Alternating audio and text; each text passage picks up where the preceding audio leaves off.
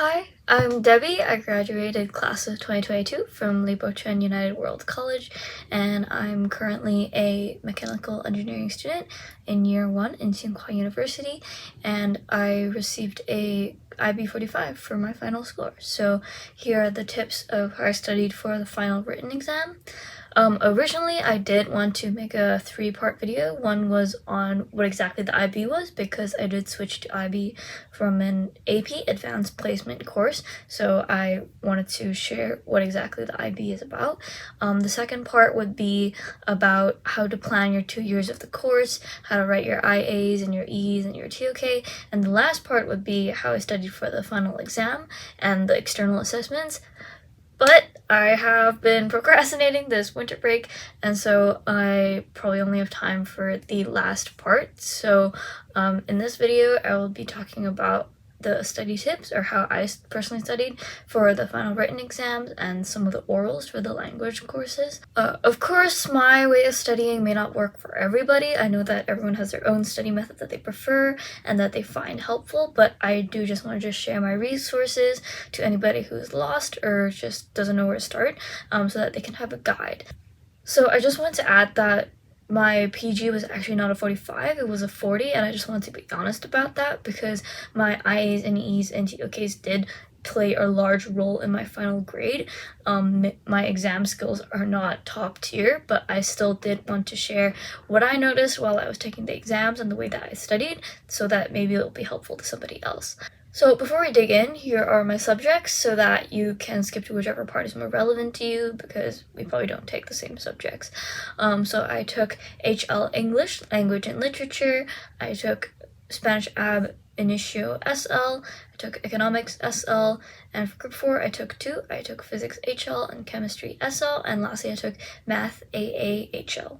So because I took the exams in May 2022, a lot of our content was removed due to COVID-19, such as the paper 2s for language A and paper 3, or it's also called the options paper for the group 4 subjects.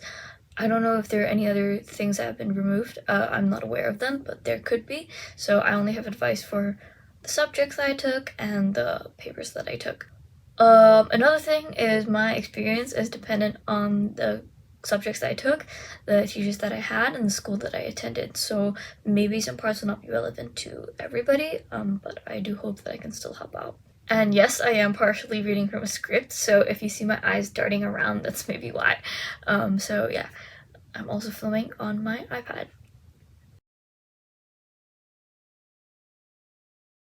Okay, so the first subject I'll be talking about is English Language and Literature, and we only had to do paper 1 and the individual oral, or the IO.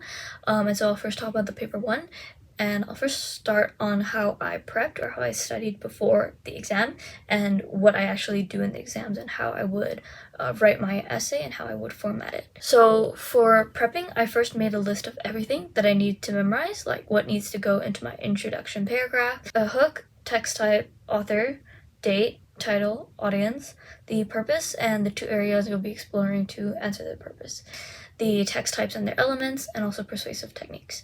So what does text types and their elements mean? For example, web pages have navigation like headers, search bars, breadcrumb. They have personal engagement like comment sections, about us bars, contact us links, social media icons. They have colors, boxes, fonts, etc. Once I got to the exam, I would write this list out from memory and refer to it throughout reading the text. It'll become pretty apparent which ones you'll need and which ones you don't. Yes, there will be a lot that you won't end up using. I found it easier to memorize numbers first. For example, there were 26 persuasive techniques, 50 elements of a comic, 20 for a website, etc. So now you're in the exam. During the 5 minutes of reading time, first take note of the guiding question, so you know what the author's purpose is and what you're looking for. Then read through the text quickly so you know where's what. Once you're allowed to move your pen, write out the list and start annotating the text with stuff you notice. So note, you do not need to write about everything you annotate, because not everything will be valuable to write about in your analysis. If it doesn't demonstrate the purpose of the author, don't waste your time. For example, if the author's purpose is to educate the audience on birds, the color purple in the web page is not going to be relevant, so you don't have to write about it. Once you've annotated, group them into 2 categories: Most of the time I use the language portion, so for example, word choice, punctuation, sentence structure, literary elements like sarcasm, simile, etc., and the graphics, so like colors, size, font, pictures, drawings, bold, italics, shapes. You get the idea. Most of the time, these elements are the author trying to persuade the audience of something, but they might have a secondary purpose. Each element should have a certain effect. For example, a comment section allows for the audience to be more interactive with the page and with other people. So how do you actually organize your essay, your writing? I would first put the introduction paragraph, then you have the first area of exploration with point 1, point 2, etc.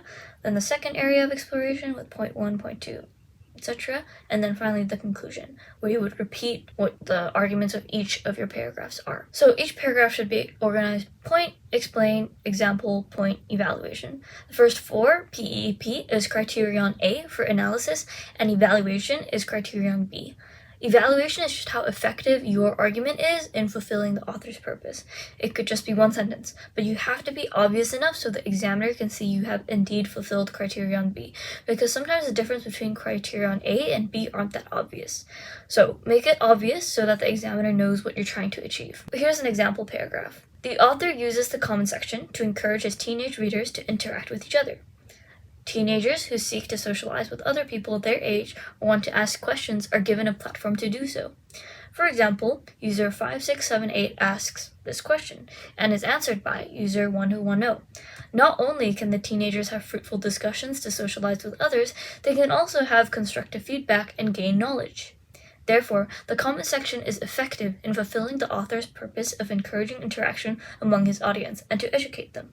Format every single paragraph or argument this way. The examiner is tired of reading 500 essays about the exact same thing.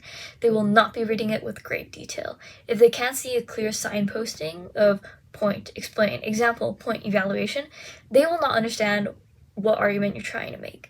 View the examiner as someone who is exhausted, so make their lives easier. It'll in turn make your life easier. So some other tips that I have: refer to the author as something else other than the author. At some point in your paper, if their name is mentioned at the top of the article, for example, you would first write their full name, and for the subsequent times you refer to them, you can just use their last name. This way it'll be a bit more interesting and you don't just say the author, the entire essay. Second, I would say bullet point or plan your points before you write. Third, and this is kind of the same point, skip lines in your paper so you can add stuff easier. Why do I say it's the same point? It's so that your essay looks a bit more organized. This is so you don't have to draw an MTR map of arrows on your exam if you want to add other clarifying points later or want to reformat your essay. You're also graded on organization and aesthetic. Tired examiner looking at messy exam means angry examiner, and angry examiner means 3 out of 7. Don't do that to yourself. That also means don't scribble out stuff that you want to cross out. A straight line or a diagonal line will do. Just make it look clean. Last but not least, Google synonyms for shows. You'll need it, and just practice with different synonyms of shows so you don't use shows 5 million times in your essay. After writing both essays, that's for HL, and 1 essay for SL, read through them, and that's when you can add stuff or cross stuff out. So next is the oral. For the actual oral, when you're being tested, I don't have many tips for that because you just go in there and you speak. You just go through your bullet points and you rap your way through. But there's more stuff for the prepping. So first I'm going to talk about the annotations, then the formatting, and then the scripting, and lastly the bullet points and the practicing. First, for annotations, remember the list that you had to memorize for paper 1. When you're prepping or annotating, use that list for your specific text type as a checklist. You go through each one and see if you can find them in that text type that you chose for your oral. You won't get to talk about a lot because you only have 10 minutes. It is not enough. So you'll have to find the most valuable examples that demonstrate your argument the best. So next is formatting. I don't know if everyone was taught the same, but this was how I was told to format my IO. So first would be your introduction with the global issue, and then your more in-depth, more specific theme. Then would be your extracts and their details. For example, the type of text type, the author, the title, etc. For the literary extracts, you can do a long text like a novel with 3 areas of exploration, or if you're doing short text, you would choose 3 different short texts, like 3 different poems. Same for the language area. You would have either 3 areas of exploration for a long movie, or 3 photographs. Linking every single point back to your central theme is the most important. It is point, explain, example, point all over again, but sped up and concise. So my third point is scripting, and I cannot emphasize this enough. Write a script. You do not have time to hesitate and freestyle. You will need a script so you know what exact words you can delete or add to change the amount of time it takes you to go through the whole thing. Every single word counts to your time. And when I say script, I mean word for word script. I do not mean outline. Outline means there's a space for freestyling, which means there's a space for error. You do not have time for error in 10 minutes. I'm very serious about this. So lastly is bullet points and practicing. The I/O presentation itself isn't hard as long as your 10 bullet points are written well enough to understand and can allow you to recite your script perfectly. You also have to remember to say which text on which line, if it's literary and has line numbers. For example, this simile appears in Poem A, line 11. I would suggest writing the line numbers in your bullet points because they're easier to mix up. Then, when you're practicing, time yourself and practice until you can recite your entire script perfectly using only your bullet points. If you find yourself hesitating, stopping, pausing, not knowing what to say next, that means you need more work in your bullet points. You need to edit it until you can recite your entire script perfectly just by looking at your bullet points, because you will only have your bullet points and your extracts in the exam room. So for language A, for my English HL, I would have paper 1, individual oral, and higher level essay. But since higher level essay has already been turned in at this point in time, I won't be talking about it in this video. Okay, so next is group 2 with Spanish ab initio. We had 4 parts. The first was the oral, then we had reading, writing, and listening. For oral, same thing as English. At the real thing, you just go in and you talk, but there's a lot of prep that you have to do. So first, practice sessions. Our teacher scheduled time slots for us to practice our orals with him, and I went to every single one of these practice sessions. It takes 10 minutes of your time, and it will train listening and speaking. Because the teacher hints you to say certain things, you start to learn how to notice them and talk about them the next time. You'll grasp the teacher's accent better, and you won't get as nervous in the real thing. And for the prep, there are 5 themes that you have been working on throughout the entire course, where there are more subjects under them. I memorized them all, and also memorized Spanish or Latin American examples of each subject from the textbook or magazine articles that my teacher gave me. For example, if we were discussing tourism, I would mention Machu Picchu of Peru or Desert Atacama of Chile, etc. This is so that once you choose the picture and talk about it, you know a certain direction to go under that specific theme, and also the Latin example to give when the teacher starts asking you questions. So next is reading, and for me, reading I think is the easiest. As long as you know enough vocabulary and verbs, you'll be able to understand what the text is saying through context clues. You'll have enough practice throughout the 2-year course, so don't worry about that. For learning vocabulary and verbs, I would make and power through these Quizlets using the right option. I don't know if Quizlets still offers that as a free option, but I have attached the link to the Quizlets I made in the description box below. It has 800 vocabulary terms and 200 verbs, so good luck. Practice of past papers will be enough for you to grasp what words you should fill in for blanks, because if you don't write the exact words or the number of words given in the mark scheme, you don't get the mark. So practice of that will be helpful. Next is writing. Once you have your vocab and verbs down for the reading portion, you're basically done with half of the studying. The rest of the time, I studied verbs and their conjugations. I listed them out and their forms for AR, ER, IR ending verbs. I worked on conjugemos, which is attached as well, and learned irregular verbs. Then I memorized the text types and their elements, because you'll need them when choosing the text type and writing them. So for example, a letter would open with a date, name of the recipient, a greeting like estimado for formal or hola for informal, and then a closing at the end like atentamente or un abrazo hasta pronto. You get the point. Once you're in the exam, you choose your 2 prompts to write, one from each section, and for me, I just started writing. Note whether it's formal or informal, and once you get there, just write what you want. If you find out you don't know the Spanish version of what you want to write, find a substitute that you know. Don't try to challenge yourself during the exam. If you don't know how to say you swim often in the summer, say you like swimming when it's hot out. As long as it's coherent and makes sense, it's okay. Grammar and fulfilling the criteria of that specific text type is the most important. I found myself sitting around for the writing paper because the amount of time given is way more than I needed. So that's when I read over, edit, and if I still have time, I'll rewrite the whole thing neater because I know I chicken scratched the first draft. Lastly is listening. And I have to say, I personally did not study much for listening. Listening has to be accumulated, so trying to comprehend the escucha homeworks will train your listening.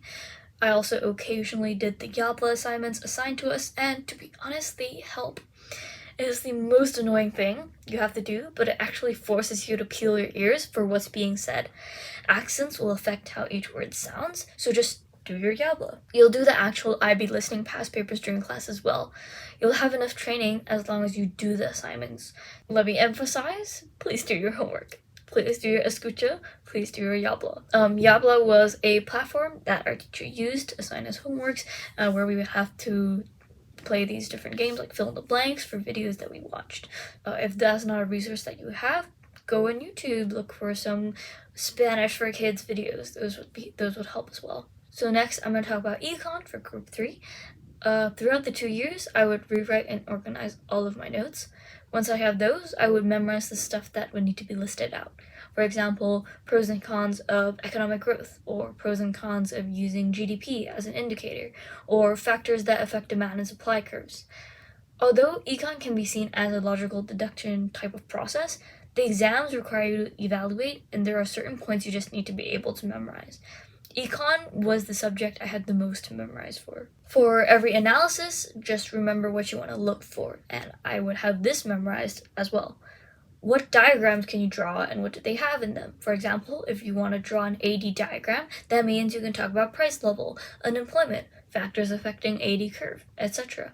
Pros and cons, short-term and long-term. Stakeholders and how each are affected. For example, government has taxes, bonds, subsidies. Households have household debt, consumption, wages, labor, etc. Factors affecting elements, and anything from the memorized list that you have. So for paper 1, this is where you need to remember real-world examples.